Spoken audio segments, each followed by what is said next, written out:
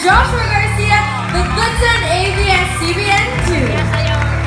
Presenting the trophy for the PMPC is Mr. Roland Castro.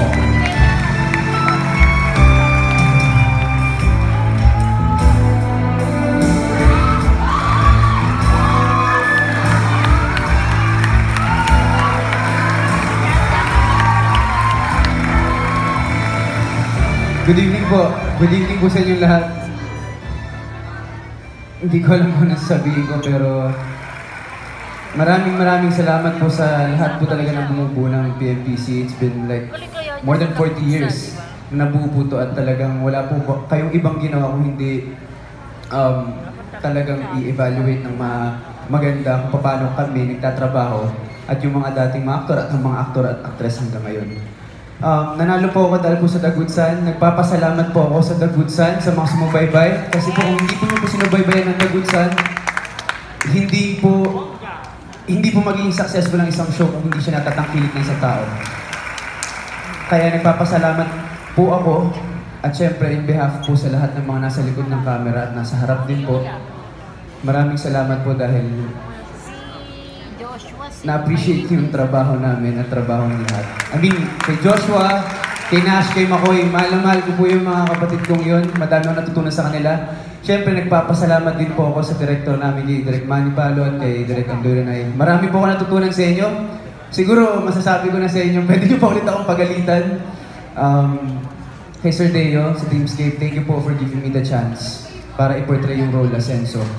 And, siyempre po, magkukwento lang po akong mabilis. Nag-umpisa po ako sa showbiz. Dati nakita lang po ako sa computer shop ni Kuya Leo Bukas. Dati kong mentor. Nagpapasalamat po ako dahil siya po yung nakakita na pwede akong mag-artista. And kay Tito Avel na talagang andyan. Tito Avel Bacudyo na talagang hindi na tumitigil na pagsabihan ako dahil matigas pulo ko. Kila Tita Gino Campo from Be Careful My Heart. Nasaan ka nang kailangan kita. Sa Ipaglaban Mo at sa MMK, thank you po for giving me chances para i-portray maraming roles. Madami po ako natutunan sa mga bawat director na pinatrabaho niyo sa akin. Maraming salamat po, PMPC.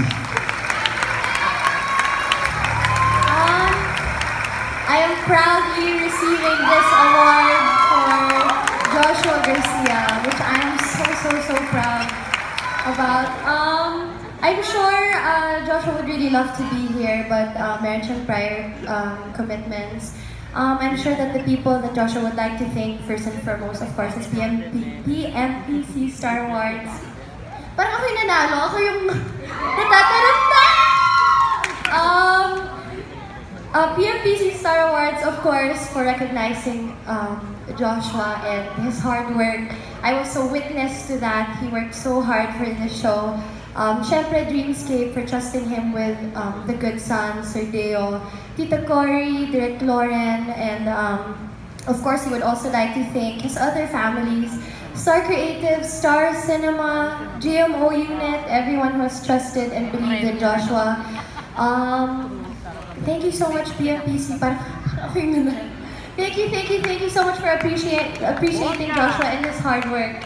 And I'm sure that he's going to be sharing this with you guys.